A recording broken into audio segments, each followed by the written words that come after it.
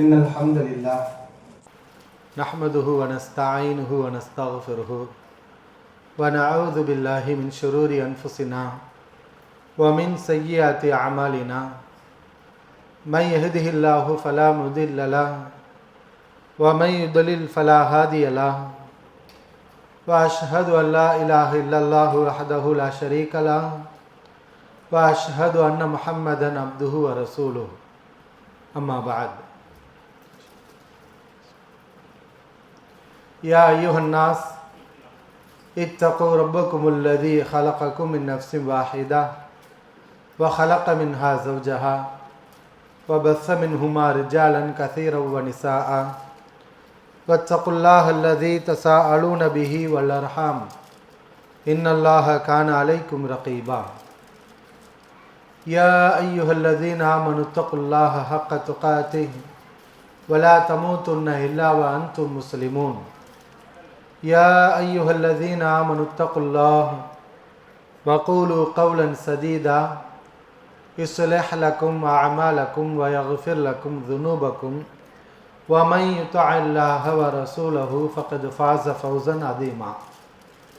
பேரன்பிற்கும் பெருமதிப்பிற்கும் உரிய எல்லாம் வல்ல அல்லாஹு ஜல்ல ஷானஹு தஆலாவின் நல்லடியார்களே, வல்ல ரஹ்மானின் வற்றா பெருங்கருணையும் கிருபையும் நம் உயிரிலும் மேலான இறை தூதர் முஹம்மது நபி ஸல்லல்லாஹு அலைஹி வஸல்லம் அவர்கள் மீதும் அவர்களுடைய குடும்பத்தார்கள், தோழர்கள் மற்றும் அல்லாஹ்வை நம்பிக்கை கொண்ட அனைத்து இறை நம்பிக்கையாளர்கள் மீதும் என்றென்றும் நின்று நிலவட்டுமாக. எல்லாம் வல்ல அல்லாஹ்வின் நல்லடியார்களே, அல்லாஹ் சுப்ஹானஹு வ தஆலா அல் குர்ஆன் அவனை அஞ்சி வாழக்கூடிய முத்தகீன்களுக்கு நேரான வழியை காட்டும் என்று அல் குர்ஆனிலே அவன் குறிப்பிடுகின்றான். ஜாலிகல் கிதாப் லா ரைப ஃபீஹ், இந்த வேதத்தில் எந்த சந்தேகமும் இல்லை. ஹுதல்லில் முத்தகீன், அல்லாஹ்வை அஞ்சக்கூடிய பயபக்தியாளர்களுக்கு இது நேரான வழியை காட்டக்கூடியது. குர்ஆன் மனிதர்களுக்கு நேரான வழியை காட்டுகின்றது. அல்லாஹ்வுடைய வார்த்தை, குர்ஆன் என்பது அல்லாஹ்வுடைய வார்த்தை. உலகத்திலே யாருடைய பேச்சும் செய்யாத மாற்றங்களை எல்லாம் அல் குர்ஆன் மனிதர்களிடத்திலே செய்கின்றது. குர்ஆனுக்கு அப்படிப்பட்ட சக்தி இருக்கின்றது. குர்ஆன் இன்றைக்கு உலகத்தில் கோடான கோடி மக்களுடைய உள்ளங்களில் பரவி இருக்கிறது. இன்றைக்கு உலகத்தில் பல்வேறு நாடுகளில் லட்சக்கணக்கான முஸ்லிம்கள் வாழுகின்றார்கள். அவர்கள் அனைவருடைய உள்ளத்திலும் அல் குர்ஆன் மிகப்பெரிய ஒரு இடத்தை பெற்றிருக்கிறது. இந்த குர்ஆன் அவர்களை அளவைக்கும், இந்த குர்ஆன் அவர்களை சந்தோஷப்படுத்தும், இந்த குர்ஆன் இறுகிய மனங்களை இலகுபடுத்தும். அப்படிப்பட்ட சக்தி அல் குர்ஆனுக்கு இருக்கின்றது. ஆனால் இந்த சக்தியை நாம் இன்னும் உணராமல் இருக்கின்றோம். ஏனென்றால் குர்ஆனுடைய அர்த்தங்களை நாம் புரியவில்லை. குர்ஆனுடைய அர்த்தங்களையும் அதனுடைய போதனைகளையும் நாம் சிந்தித்து நம்முடைய உள்ளங்களில் அதனுடைய போதனைகள் ஏறிவிட்டால் நிச்சயமாக நம்முடைய உள்ளங்களில் மாற்றங்கள் ஏற்படும்.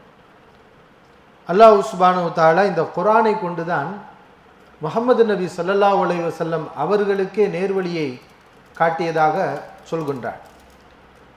வவஜதக தால்லன், நபியே வழி அறியாமல் உன்னை அவன் கண்டான். வழி அறியாதவராக, நேர்வழியை அறியாதவராக உன்னை அல்லாஹ் கண்டான். ஃபஹதா, அதற்கு பிறகு அவன்தான் உங்களுக்கு நேர்வழியை காட்டினான். லா தத்ரி மல் கிதாபு அலல் ஈமான், நபியே வேதம் என்றால் என்ன, ஈமான் என்றால் என்ன என்பதை இதற்கு முன்னால் நீங்கள் அறிந்திருக்கவில்லை. நபிகள் நாயகம் ஸல்லல்லாஹு அலைஹி வஸல்லம் பார்த்து அல்லாஹ் சொல்றான், இதுக்கு முன்னாடி வேதம்னா என்ன, ஈமான்னா என்னன்னு கூட உங்களுக்கு தெரியாது. நாம் தான் உங்களுக்கு இந்த ஈமானை கற்றுக் கொடுத்தோம். சஹாபாக்களை பார்த்து அல்லாஹ் சொல்கின்றான், வலாக்கின் அல்லாஹ் ஹப்பப இலைக்குமுல் ஈமான், அல்லாஹ் உங்களுக்கு இந்த ஈமானை விருப்பத்துக்குரியதாக ஆக்கினான். இந்த ஈமானை அல்லாஹ் உங்களுக்கு விருப்பத்துக்குரியதாக ஆக்கினான். குர்ஆனுடைய ஆயத். சஹாபாக்களுக்கு அல்லாஹ் ஈமானை நேசத்துக்குரிய ஒரு சிறந்த ஒரு பாக்கியமாக அவருடைய உள்ளத்துக்கு அல்லாஹ் ஆக்கிவிட்டான். வஸய்யனஹு ஃபீ குலூபிக்கும், இன்னும் உங்கள் உள்ளங்களில் அந்த ஈமானை அவன் அலங்கரித்தான். வகர்ரஹ இலைக்குமுல் குஃப்ர வல் ஃபுசூக வல் இஸ்யான், குஃபுர் நிராகரிப்பு, ஃபுசூக் பெரும்பாவங்கள், இஸ்யான் அல்லாஹ்வுக்கு மாறு செய்யக்கூடிய காரியங்கள், இவையெல்லாம் உங்களுக்கு வெறுப்புக்குரியதாக அவன் ஆக்கினான். சஹாபாக்களுடைய உள்ளங்களுக்கு இது வெறுப்புக்குரியதாக மாறிவிட்டது. அனாச்சாரங்கள், விபச்சாரம், திருட்டு, கொலை, கொள்ளை, பெருங்குற்றங்கள் எல்லாமே அவருடைய உள்ளங்களுக்கு வெறுப்பாக மாறிவிட்டது. இயல்பாகவே அவங்க வெறுக்க ஆரம்பிச்சிட்டாங்க. ஆனால் முன்னாடி அப்படி அவங்க இருக்கலை. இந்த ஈமான் வருவதற்கு முன்னால், குர்ஆனை அவர்கள் படிப்பதற்கு முன்னால் அவர்கள் எப்படி இருந்தார்கள்? அந்த வாழ்க்கைக்கு பேர் தான் ஐயாமுல் ஜாஹிலியா, அறியாமை கால வாழ்க்கை. அறியாமை கால வாழ்க்கையில் என்ன செஞ்சாங்க? சாராயம் குடிச்சுக்கிட்டு இருந்தாங்க, விபச்சாரம் செய்து கொண்டிருந்தார்கள், கொலை கொள்ளையில் ஈடுபட்டு கொண்டிருந்தார்கள். உறவு இல்லா அவர்களுக்கு மத்தியில் ஒரு சரியான ஒரு புரிந்துணர்வு இல்லாமல் சின்னஞ்சிறு விஷயங்களுக்கெல்லாம் எல்லா காலமும் சண்டையிட்டு கொண்டே இருந்தார்கள். இப்படித்தான் அறியாமை கால வாழ்க்கை இருந்தது. அல்லாஹ் சுப்ஹானஹு வ தஆலா அவர்களுக்கு குர்ஆனை கொடுத்த பிறகு, ஹிதாயத்தை வழங்கிய பிறகு, ஈமானை அவர்கள் பெற்ற பிறகு அந்த விஷயங்கள் எல்லாமே அவங்களுக்கு வெறுப்புக்குரியதாக மாறிவிட்டது. வெறுக்க ஆரம்பிச்சிட்டாங்க. வெறுக்க ஆரம்பிச்சாங்கன்னா அது இயல்பாகவே, நமக்கு சில விஷயங்கள் இயல்பாகவே வெறுக்கும் இல்லையா? சில உணவுகள் நமக்கு இயல்பாக பிடிக்கும், சில உணவுகள் நம்ம விரும்பி சாப்பிடுவோம், சில உணவுகளை நம்ம வெறுப்போம். அது மற்றவங்க கொடுத்தா கூட இல்லை எனக்கு பிடிக்காது, நான் இதை சாப்பிட மாட்டேன்னு சொல்லிடுவோம். ஏன்னா நம்ம இயல்பில் அது நமக்கு பிடிக்கலை. அந்த மாதிரி சஹாபாக்களுடைய இயல்பு மாறிவிட்டது. அல்லாஹ் சொல்கின்றார், அல்லாஹ் உங்களுக்கு இதெல்லாம் வெறுப்புக்குரியதை அல்லாஹ் ஆக்கிட்டான், அதனால் இதெல்லாம் நீங்கள் வெறுக்கிறீங்க. இப்போ அப்படி இருந்த சமூகம் இப்படி மாறினார்கள். சிறப்புக்குரியவங்க அவங்க தான். ஏன் நம்ம என்ன நினைக்கிறோம்?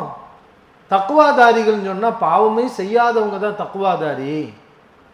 கடந்த காலங்களில் எந்த விதமான குற்றங்களையும் புரியாதவர்கள் தான் உயர்ந்தவர்கள் அப்படின்னு நினைக்கிறோம். அப்படி அல்ல.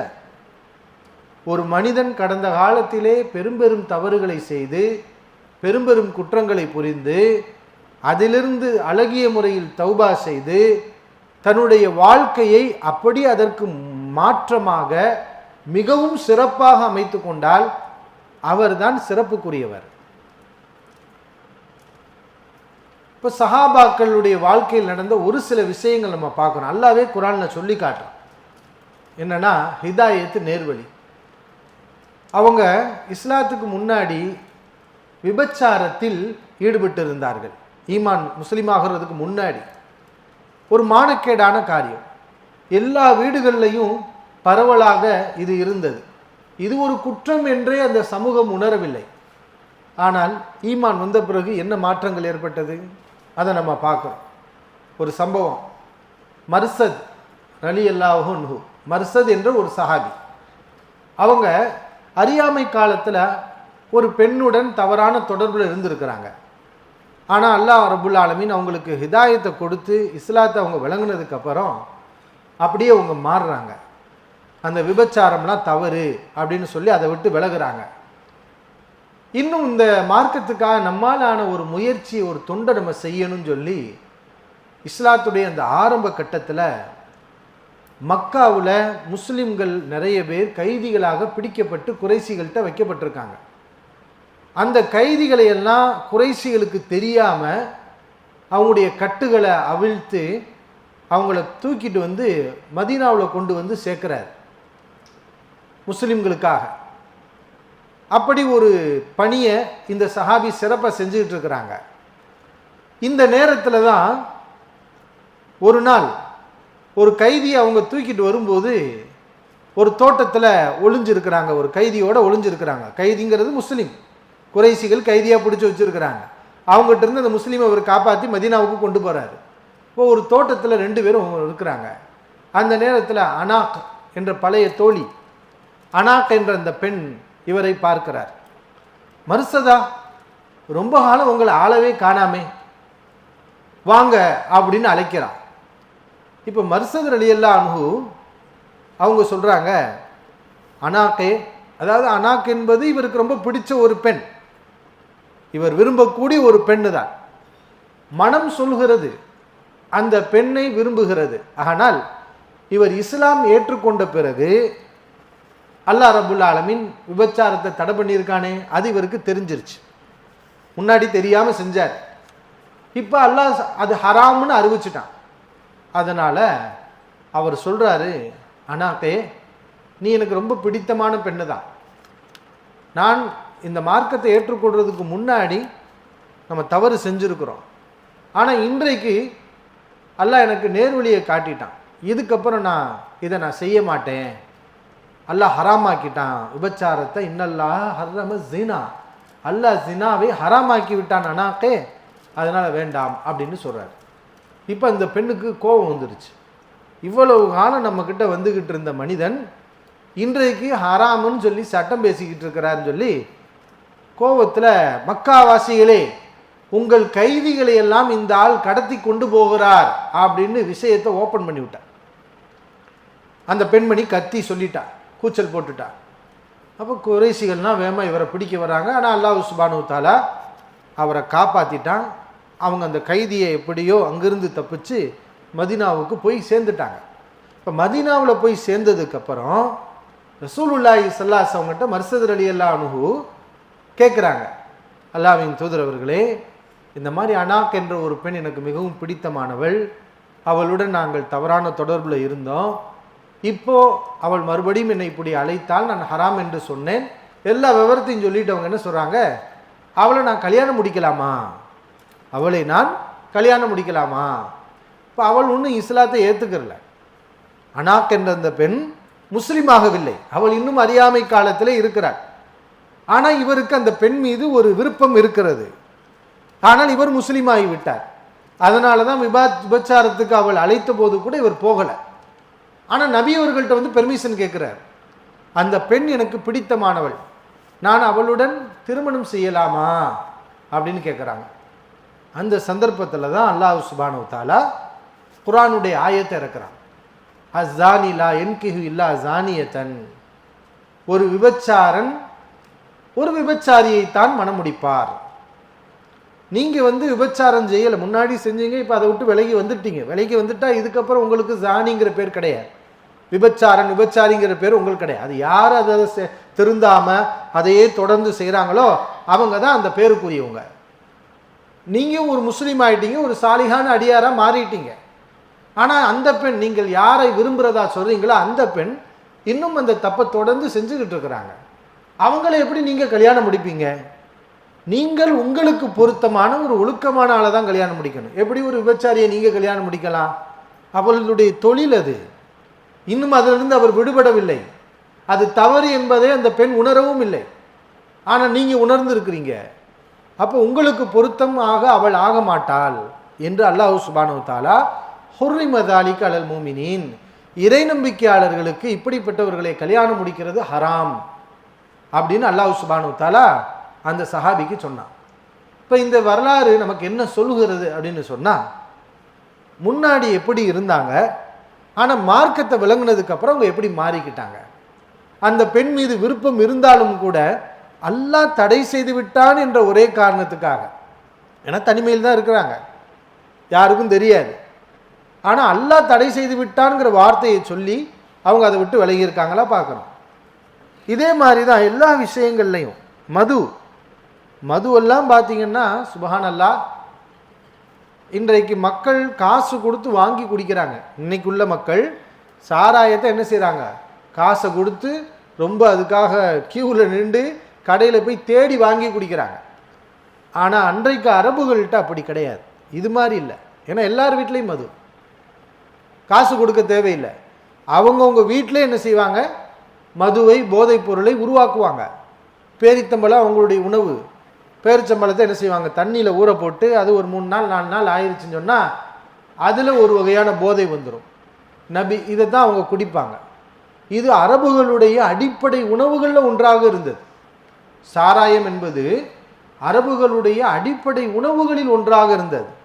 பானை பானையாக வீடுகளில் பார்த்தீங்கன்னா இந்த சாராயம் இருக்கும். இப்போ அப்படி குடிச்சு கொண்டிருந்த சமூகத்தை தான அல் குரானின் மூலம் அல்லாஹ் சுப்ஹானஹு வ தஆலா அதிலிருந்து அவங்கள மீட்டெடுத்தான். அதுக்கப்புறம் எப்படி மாறிட்டாங்க? சாராய வாடையே இல்லை, மதுவை விட்டு முழுமையாக விலகிட்டாங்க. இப்போ இது எப்படி? இன்றைக்கு எத்தனையோ மருத்துவங்கள் மதுவுக்கு அடிமையானவரை மதுவிலிருந்து விடுபட வைக்கிறதுக்கு எத்தனையோ மருத்துவங்கள் இருக்கு. நாங்கள் உங்களுக்கு வைத்தியம் பண்ணுறோம், நீங்கள் எங்கள் மாத்திரையை சாப்பிட்டீங்கன்னா, டானிக்கை குடிச்சிங்கன்னா நீங்கள் இந்த டானிக்கை மறந்துடலாம், சாராயத்தை நீங்கள் மறந்துடலாம், வாங்க ட்ரீட்மெண்ட் எடுங்க, போதை பழக்க வழக்கத்திலிருந்து விடுதலை பெறுவதற்கான அருமருந்து சிகிச்சை முறை, அப்படியெல்லாம் என்னென்னமோ சொல்கிறாங்க. ஆனால் அதெல்லாம் எந்த அளவுக்கு சாத்தியம்னு தெரியலை. ஆனால் மொத்த சமூகமுமே சாராயத்தில் மூழ்கி போயிருந்தது. அந்த சமூகத்துக்கு எந்த டானிக்கும் இல்லாமல் எப்படி அவர்கள் அதிலிருந்து பாதுகாக்கப்பட்டார்கள்? அந்த மது என்ற நோயிலிருந்து அவர்கள் எப்படி மீட்டெடுக்கப்பட்டார்கள்? எதன் மூலம் அது சாத்தியமானது அப்படின்னு பார்த்தா குரான் தானே. அல்லாஹ் ரப்பல் ஆலமீன் குரானை பற்றி சொல்லி காட்டுறான். நுனஸ்ஸிலு மினல் குர்ஆனி மா ஹுவ ஷிஃபாஉன். குர்ஆனில் ஷிஃபா நிவாரணியை நாம் வழங்கி இருக்கிறோம். வ ரஹ்மத்துல் லில் முஃமினீன், நம்பிக்கையாளர்களுக்கு அருளாகவும் நிவாரணியாகவும் இந்த குர்ஆனை நாம் அருளி இருக்கிறோம். அல்லாஹ் சுப்ஹானஹு வ தஆலா சொல்லி காட்டுகிறான்.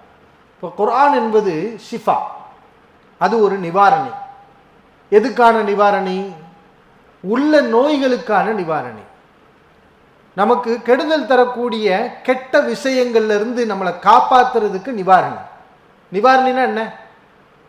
நம்ம உடம்புல ஒரு கிருமி வந்துருச்சு, அந்த கிருமியை கொல்லணும், அந்த கிருமியிலிருந்து நமக்கு ஆரோக்கியத்தை கொடுக்கணும். இதான மருந்து, இதான நம்ம நிவாரணம் சிகிச்சை அப்படின்ட்டு சொல்கிறோம். இப்போ குர்ஆன் அல்லாஹ் சுப்ஹானஹு வ தஆலா நிவாரணின்னு சொல்லி காட்டுறான். ஏன்னா ஒரு மனிதனிடத்தில் இருக்கக்கூடாத தீய பண்புகளை எல்லாம் இந்த குர்ஆன் அகற்றிவிடும். ஒரு மனிதன் குர்ஆனை நம்பிவிட்டான், குர்ஆனுடைய கருத்துக்களை மனதிலே உள்வாங்க ஆரம்பித்து விட்டான் என்றால் அவனுடைய உள்ளத்தில் இருக்கக்கூடிய நோய்கள், உள்ள நோய்கள், நம்ம நினைக்கிற நோய்கள்னா காய்ச்சல், டைபாய்டு, வெளியில் இருக்கக்கூடிய நோய்கள், இதை தான் நம்ம நோயின்னு நினைக்கிறோம். நோய் என்பது இது மட்டுமல்ல. குர்ஆனுடைய பார்வையில் உள்ளத்திலும் சில நோய்கள் இருப்பதாக குர்ஆன் சொல்கிறது. ஃபீ குலூபிஹிம் மரதுன், அவருடைய உள்ளங்களில் நோய்கள் இருக்கின்றன அல்லாஹ் சொல்லி காட்டுறான். இப்போ தீய குணம், இந்த மார்க்கத்தில் சந்தேகம், மார்க்கத்தை நிராகரிப்பது, அதே மாதிரி அல்லாஹ் விரும்பாத விஷயங்களை எல்லாம் விரும்புவது, ஹராமான காரியங்களை விரும்புறது, அல்லாஹ் ஹராமாக்கியிருக்கான்னு தெரியும், தெரிஞ்சு அந்த காரியங்களை விரும்புவது, கஞ்சத்தனம், கோபம், பொறாமை, இப்படி நிறைய இருக்கு உள்ள நோய்கள்.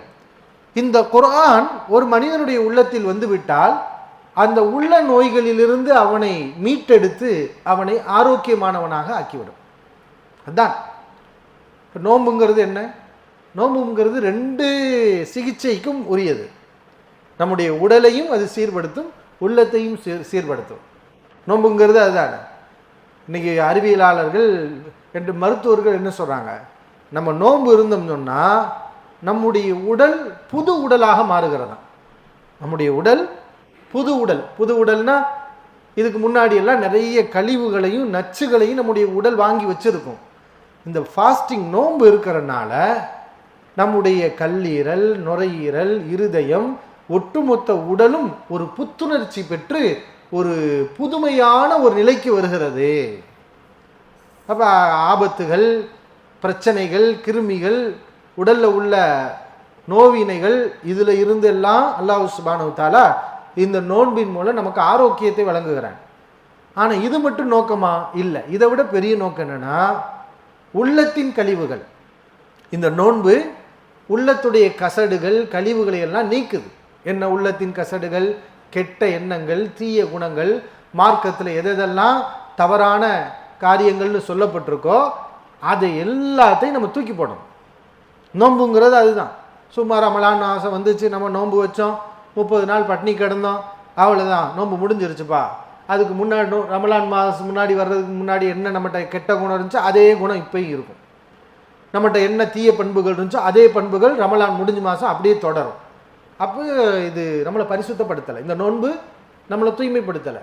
நோன்பு தூய்மைப்படுத்தணும். தீய குணங்கள்ல இருந்தும் கெட்ட குணங்கள்ல இருந்தும் நம்மை அது பரிசுத்தப்படுத்தணும். படுத்தினாதான் நாம் சரியான முறையில் நோன்பு வச்சுருக்கிறோம், இந்த நோன்புடைய நோக்கத்தை புரிஞ்சு செயல்பட்டிருக்கோம். அப்போ இப்படித்தான் அந்த மக்கள் இருந்தாங்க.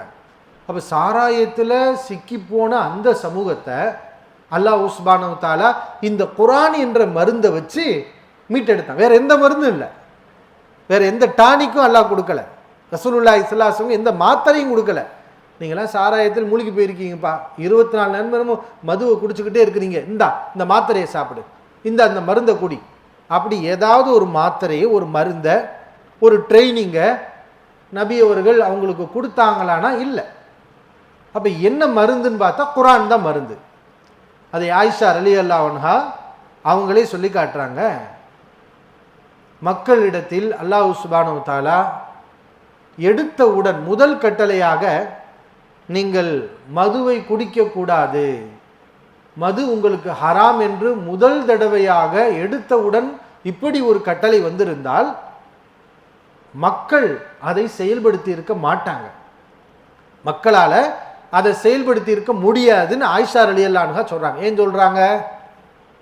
ஏன்னா அல்லாஹ் ரப்புல் ஆலமீன் அப்படி மக்களுக்கு வழிகாட்டல. இந்த மது விஷயத்துல மக்கள், அன்ற அரபு மக்கள் சாராயத்திலே மூழ்கி போயிருந்தாங்க.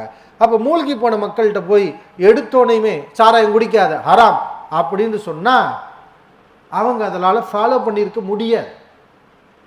அப்போ அல்லாஹ் என்ன செஞ்சான் தெரியுமா? கொஞ்சம் கொஞ்சமாக தான் அவங்களுக்கு அதை புரிய வச்சான். ஏன்னா அவங்க குர்ஆனை நம்பிட்டாங்க, அல்லாஹ்வை நம்பிட்டாங்க. இப்போ அல்லாஹ்னா யாரு, குர்ஆன்னா என்ன, மறுமை என்ன, அல்லாஹ் எதை விரும்புகிறான், இப்படிப்பட்ட ஒரு கல்வியை, அடிப்படையான ஈமானுடைய அடிப்படையான விஷயங்களை எல்லாம் அந்த மக்களுக்கு சொல்லி கொடுத்து இப்போ ஈமான் அந்த மக்களுக்கு உறுதியாயிருச்சு. ஆனால் மதுவை குடிச்சுக்கிட்டு இருக்கிறாங்க. ஈமான் உறுதியாக இருக்குது, ஆனால் மதுவை குடிச்சுக்கிட்டு இருக்கிறாங்க. இப்போ தான் அல்லாஹ் சுப்ஹானஹு வ தஆலா என்ன செய்கிறான், கொஞ்சம் கொஞ்சமாக அவங்களுக்கு புரிய வைக்கிறான். இப்போ முதல் தடவை அல்லாஹ்வுடைய ஆயத்து வருது. மதுவை பற்றி நபியை கேட்கிறார்கள். அதிலே ஃபீஹிமா இஸ்முன் கபீர், மிகப்பெரிய தீங்கு இருக்கிறது, ஒரு சில நன்மைகளும் இருக்கிறது. அல்லாஹ் எப்படி சொல்கிறான்? அதில் மிகப்பெரிய தீங்கு இருக்குது. அப்படின்னா தீங்கு தான் பெருசு. மிகப்பெரிய தீங்குல இஸ்முன் கபீர், பெரிய தீங்கு இருக்குது, சின்ன தீங்குல பெரிய தீங்கு. ஒமனாஃபியூ, சில நன்மைகள் இருக்குது. ஓ இஸ்முஹுமா அக்பரு மின் நஃபஇஹிமா, அதில் உள்ள நலன்களை விட அதில் உள்ள கெடுதிகள் தான் பெருசு. அப்போ இப்போ கூட மது ஹராமாக்கப்படலை. அல்லாஹ் என்ன சொல்கிறான்னா புரிய வைக்கிறான் சஹாபாக்களுக்கு, இது கெட்டது, இது நல்லதுன்னு நினச்சி செய்கிறீங்கல்ல, இது உங்களுக்கு நல்லது கிடையாது, இதில் உங்களுக்கு தீமை தான் அதிகம், இது ஆரோக்கியமானது அல்லங்கிற விஷயத்தை அல்லாஹ் சொல்கிறான். அப்போ கூட மது தடை செய்யப்படலை, அல்லாஹ் தடை செய்யலை.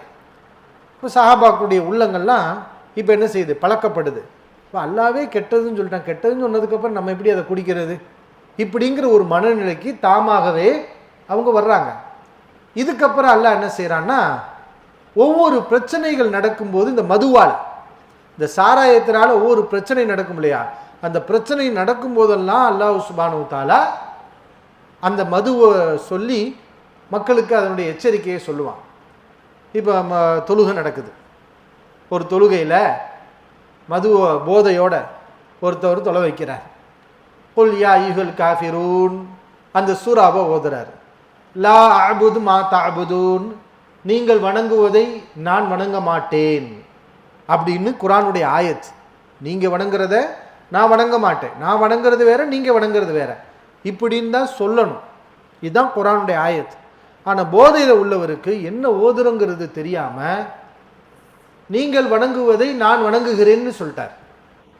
லா அஅபுது, லா, அந்த லானா மாட்டேன், அந்த லாங்கிறத சொல்லாமல் அஅ்புது மா தஅ்புதுன், நீங்கள் வணங்குறத நானும் வணங்குறேன். அப்போ என்ன மாதிரியான கருத்து வந்துருச்சு? நீங்கள் வணங்குறத நான் வணங்க மாட்டேன், நீங்கள் வணங்குற இந்த சிலைகளை எல்லாம் நான் வணங்க மாட்டேன், நான் அல்லாஹ்வை மட்டும் தான் வணங்குவேன் அப்படின்னு சொல்ல வேண்டிய இடத்துல நீங்கள் வணங்குறத நானும் வணங்குறேன் அப்படின்னு சொல்லிட்டாங்க. தெரிஞ்சு சொல்லலை. இந்த சாராயம் குடித்ததுனால போதையில் என்ன சொல்கிறோங்கிறது தெரியாது. ஆனால் போதை வந்தால் புத்தி போயிடும் இல்லையா? சாராயம் குடித்தவனுக்கு புத்தி இருக்காது. அப்போ அதனால் வந்தது தான் இந்த பிரச்சனை. இப்போ இந்த சந்தர்ப்பத்தில் தான் அல்லாஹ் சுப்ஹானஹு வ தஆலா கூடுதலாக இன்னும் இந்த மது விஷயத்தில் இன்னும் கட்டளைகளை போட்டு அதை கடுமையாக்குறான். யா அய்யுஹல்லதீன ஆமனூ, ஈமான் கொண்டவர்களே, லா தக்ரபு ஸலாத்த வ அன்தும் சுகாரா, நீங்கள் போதையில் இருக்கும்போது தொழுகையை நெருங்காதீங்க இப்படின்னு ஆயத்து வருது. இப்போ இந்த இடத்துல கூட நீங்கள் சாராயமே குடிக்கக்கூடாது, எப்பயுமே சாராயம் குடிக்கிறது ஹராம்னு அல்லாஹ் சொல்லலை. அல்லாஹ் என்ன சொல்கிறான்? நீங்கள் போதையில் இருக்கும்போது தொழுகைக்கு வராதீங்க, சாராயம் குடிக்கக்கூடாதுங்கிற கட்டளை வரலை. போதையுடன் தொழுகையை நெருங்காதீர்கள். ஏன்னா என்ன நடந்துச்சு பார்த்தீங்களா? போதையோடு நீங்கள் தொழுக வச்சிங்க, அல்லாஹ்வுக்கு பிடிக்காத இணை வைப்பு வார்த்தையை கூற வேண்டிய நிலை வந்துருச்சு. இந்த போதை என்னது? அல்லாஹ்வுக்கு குறைஷிகள் வைக்கக்கூடிய வழிபடக்கூடிய இந்த சிலைகளை நானும் வணங்குவேன்னு நீங்கள் சொல்கிற மாதிரி ஒரு நிலைக்கு கொண்டு வந்துருச்சா இல்லையா? அந்த போதை, அந்த கொள்கையில் நீங்கள் இருக்கீங்களா? இப்போ சஹாபாக்கள் அதை உணர்வு பூர்வமாக உணர்றாங்க.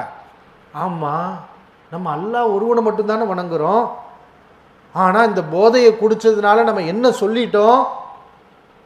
சிலைகளை நாங்களும் வணங்குறோன்னு சொல்லிட்டோமே, வணங்க மாட்டோன்னு சொல்ல வேண்டிய இடத்துல வணங்குறோன்னு சொல்லிட்டோமே.